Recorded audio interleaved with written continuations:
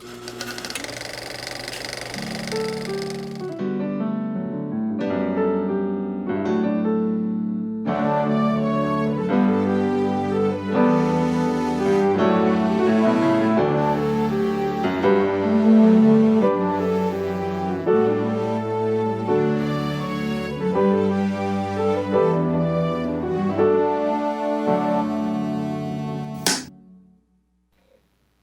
are you? I'm doing pretty well. How are you doing? Just fine. Well, congratulations on the film, Emily the Criminal. This is Thank you. thoroughly enjoyable. I love this story. This is a story that things like this, mounting debts, things like that, I think everybody can relate to the basis of the story. And then the lengths that somebody like Emily will go to. We know there are people out there that are doing this kind of stuff. But you really give us a great understanding of the reasoning behind it. Of course, you also give us plenty of reasons and show us why we should never go into business with our relatives. That's number one takeaway. Do not go into business with your siblings. Okay, yeah, no, don't mess with a cousin. Yeah, don't do it. So, where did the whole idea for Emily the Criminal arise? This is not like, breakfast conversation that you just come up with while you're eating Wheaties or something. Where did it come from? I mean, I got out of grad school with a lot of debt, and I felt kind of freaked out, had a lot of anxiety and fear, and I had trouble getting a job. And man, when you're looking at that much debt and you're looking at the number of years it's going to take to pay it off, it's horrifying. I mean, you really are scared. And I realized that so many other people, young people in the country, feel that same way. And they walk around with that fear all the time. And I thought, why has no one made a movie about that anxiety that's so unique and so endemic to the United States and to especially certain generations in the United States? So that's where the kind of impetus, I knew I wanted to create something about that. But then, the actual story itself, the thriller part of it, and the crime, and the nature of the crime. I lived in this neighborhood in LA maybe 10 years ago, and it seemed like some kind of crime was going on. It seemed like the neighborhood played host to some sort of organized crime. I didn't know exactly what was going on, but clearly something was up. There were a lot of fake storefronts and things like that. And then 2 years later, there was this big FBI bust. Criminal organization. I'm not going to say in this interview. And I was like, oh, that's it. And then I remember, I read the whole article, and I realized, oh, they literally busted these guys on my street. I live, right where I live. Oh, my God.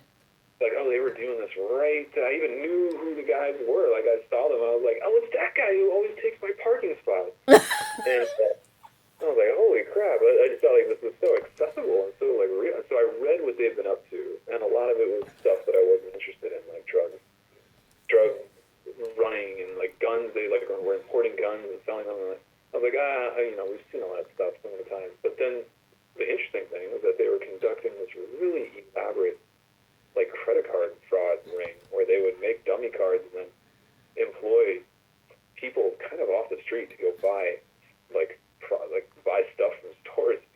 And I was like, that is insane. Who are these people? What's their story? So that's kind of where the initial idea came from.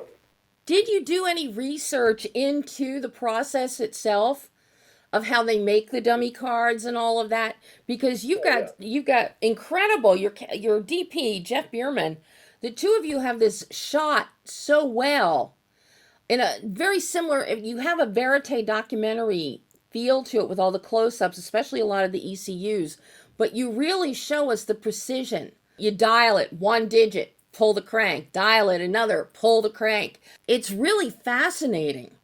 So I'm curious about your research process into that.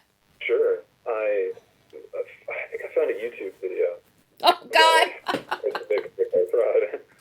And the information is out there, by the way. You can just learn, the internet is there for you if you want to do this. And I learned about the embossing machine, which is the machine that you can use to essentially create something that looks like a real credit card.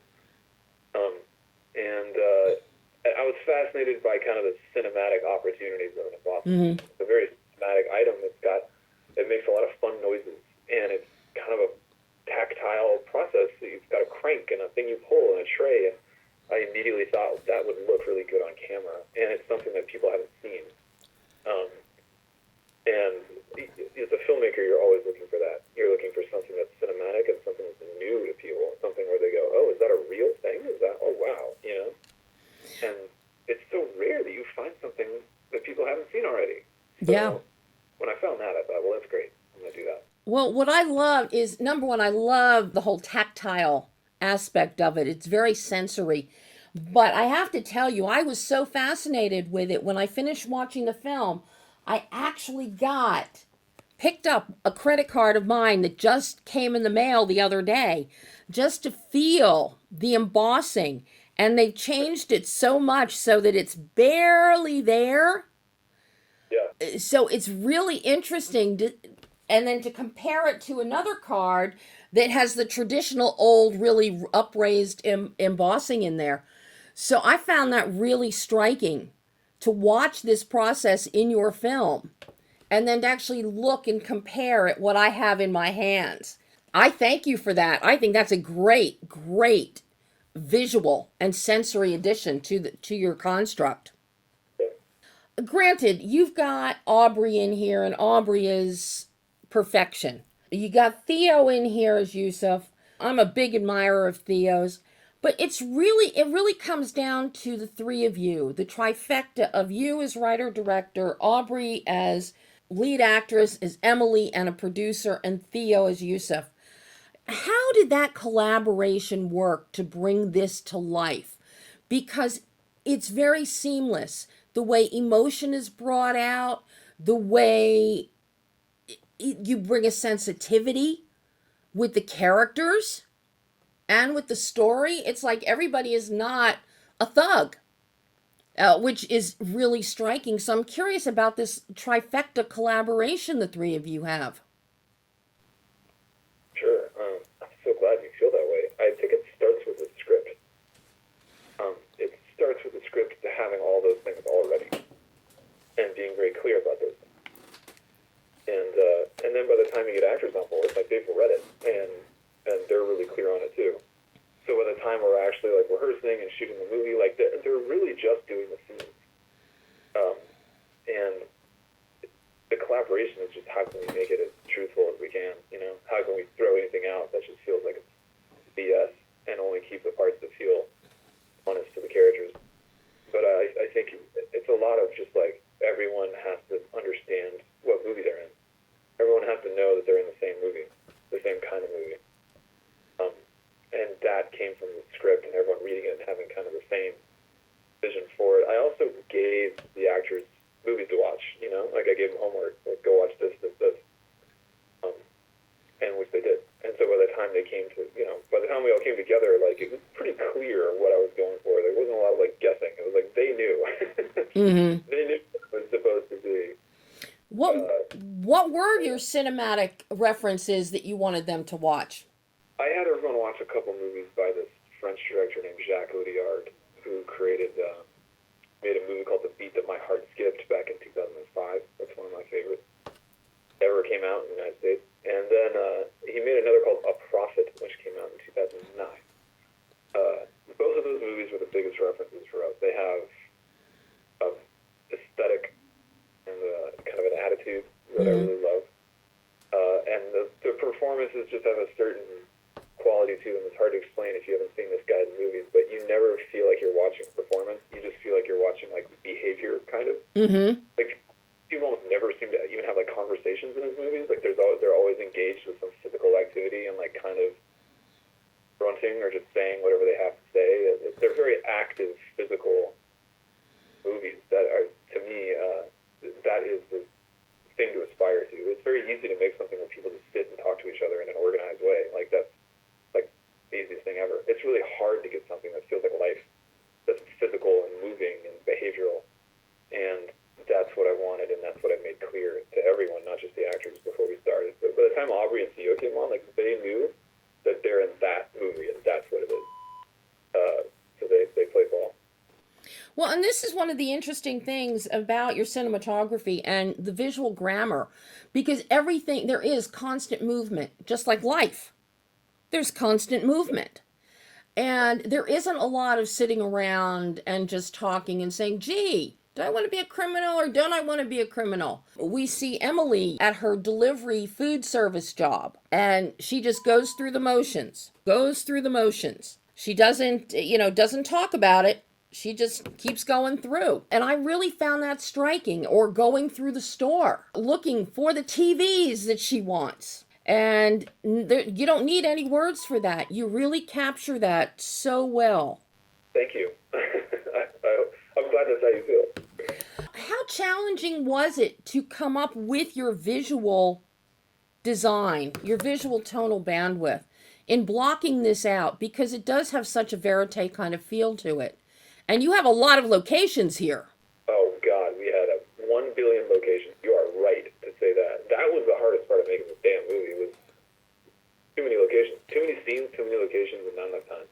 But, yeah, and, in terms of the blocking, like, I had just, I think in that gear naturally, and I didn't have to work very hard to figure out how to shoot it. I mean, we just showed up at a location, and Jeff Bierman, who's the cinematographer, and I would get inspired by the locations where we were shooting. We never tried to, we never, pre-visioned anything and then tried to bend the location around that idea. We always just got to the location and we're like, all right, here's how it would happen. She's here, she goes here. And we tried to do it in the most natural way we could. But that visual way of thinking where the camera moves like that and the actors move like that is second nature for me at this point, because it's just so my taste, and it's also how the movies are written. So. No, that works so well, John. How challenging was your editing process? Because your editing also maintains that fluidity of your camera movement and the action and the movement of the individuals. So I'm curious about your editing process and working with Harrison Atkins here. Harrison Atkins is one of the most incredible human beings I've ever met in my entire life. He is unbelievable. He's so smart. He's so creative. He's also just an absolute joy of a human being. Like, there's just never a bad moment with him. He is just like pure goodness. I can't say enough about that kid, and he's really young. He might be like in his 20s. I have no idea. He edited this movie in like 5 weeks. Wow. It was like a hobby to him. Like, it was nothing. Like, he just got into the room, and I would get all stressed out, and he'd be like, no, I got it. And like 5 minutes later, he'd fix this unbelievably complicated problem. It's just like this virtuosic Looney Tune. I don't know how to even talk about him. He just sailed through the whole thing and never broke a sweat. And he could have done it part-time. I still to this day, I don't know how the hell he did what he did. Okay, I'm sitting here gobsmacked at the 5 weeks. He cut the 5 weeks. I'm not kidding. Like, it's insane. Because we wrapped in late August, and then our Sundance deadline was in October, and he hit the deadline and submitted the movie and got it in. Wow. We kept cutting it after that, but I mean, really, it was the bulk of it was done. Wow. Done, yeah. Got one more question for you, John, because I know they have to move the day along here. This is your first feature, so I'm curious what the learning curve was like for you. Jumping into your first feature. Any trepidation, once you have the script done and you're actually getting into making this film, was there a learning curve for you? Yes, of course, absolutely. Prior to this, I mostly worked as a writer, although I've directed a bunch of stuff. I mean, I've made some short films. I had a short play at Sundance in 2010, and I've made some commercials and music videos, a couple documentaries. But the big learning curve, the big difference between those things and making a feature film is the length of time it takes to make a feature film. It takes a lot. Those other things are like a sprint, and then it's over, and you're like, oh, that was invigorating. This is like an insane, like boot camp level, lose your mind, what world am I even in kind of experience. You feel like you're shooting a short film for like 3 days. Like 3 days, you kind of feel like you have it under control. And then day 4, day 5, you're like, I don't even know which way is up. What are we doing? Like, what's happening? Will any of this work? And then 2 weeks later, you are so out to sea. Like, there's a level of stuff you have to shoot. It's just so much that you start to lose track of the whole.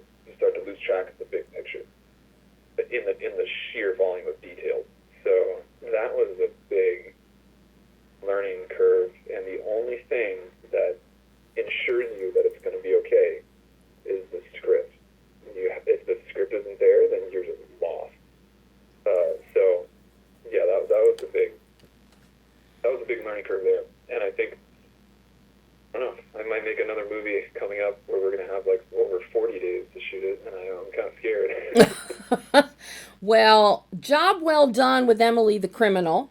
From beginning to end, it works on every level.